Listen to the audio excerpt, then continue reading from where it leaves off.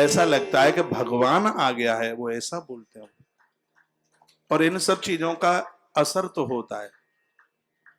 यदि पवन रेखा, जो कि उसकी उग्रसेन की पत्नी है, पेट में संतान थी, वो क्या करती थी? पूछो ही मत क्या करती थी। उसको घूमने से, सरपाटे से ही उसको फुर्सत नहीं थी। कभी जाके घर में, वो ज्यादा पियर में ही रहती थी। पेट में तो बेटा था और उसको पियर ही सुहाता था। पियर में ही तो नारी मुक्त होती है। चाहे चाची के घर चले जाओ, चाहे अड़ोसी के यहाँ चले जाओ, चाहे पड़ोसी के यहाँ चले जाओ। और मैंने पूर्व में भी निवेदन किया है कि बहू के उदर में संतान है, उसको पियर मत जाने दीजिए। और पियर वालों को बुरा लग रहा हो तो शिकंजी पी के सो जाना। हाँ, बुरा लग रहा हो ये बात सुन करके, काय क्यों बुला रहे हो बेटी को? उसको संतान होने को, उसको वहीं उसकी ससुराल में रहने दो। और बच्ची को डिलीवरी हो तो उसके सामने रहने पर माँ का अधिकार नहीं है, उसकी ननद और उसकी सासू माँ का ही अधिकार है। लेकिन आजकल सासू माँ से पड़ती नहीं है, ननद से पड़ती नहीं है, सो मम्मी जाती है डिलीवरी के समय पर, जिसको हमारे ग्रंथों में तो शुभ माना नहीं गया है, बिल्कुल ठीक माना नहीं गया है उसको। आप ये संस्कार दे नहीं पा रहे हैं बच्चों को। जाते ही दीवालें घरों में लग जाती हैं, सासू माँ से पड़ती नहीं है, बगल की आंटी जाती है, काम चलता नहीं है उससे।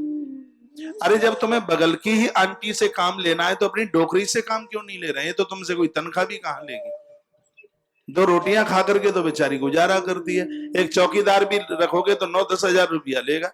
लेकिन ये बुढ़ा बुढ़िया 2 चपाती खाकर तुम्हारे घर की चौकीदारी कर रहे हैं। कौन आता ये देख रहे हैं, कौन आया, फिर पूरा बायोडाटा, जी कहां से आए, आप क्यों आए थे, काई क्यों आए हैं। बहुओं को बड़ा बुरा लगता है कि मेरी जो भी सहेली आवे सबसे पूछती रहती है। तो वो कोई गुनाह नहीं कर रही है तो क्या पूछ लिया? आपकी सहेली आई है, पूछ लिया तो कोई गुनाह कर दिया है क्या?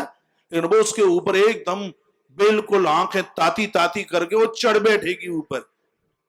ऐसा लगता है कि नारी का तीसरा रूप महाकाली प्रकट हो गया। ऐसा ना कीजिएगा आप। अपने घर को इतना सुंदर बना दे, इतना बढ़िया बना दे कि आनंद हो जाएगा। इस ग्रंथ में जो संस्कारों की बात बताई गई है, इस ग्रंथ में जो ये अद्भुत जो कथाएं कही गई हैं, बहुत वंदनीय है, बहुत प्रणाम करने को लायक। इसलिए मैं बराबर बोलता भी रहता हूं, आप कथाएं सुनते हैं, बच्चों को भी सुनाएं, बेटियों को सुनाएं, बहुओं को सुनाएं, खुद सुने। इन कथाओं में आज तक कभी कोई घाटा होने वाला नहीं है, कभी हो ही नहीं सकता।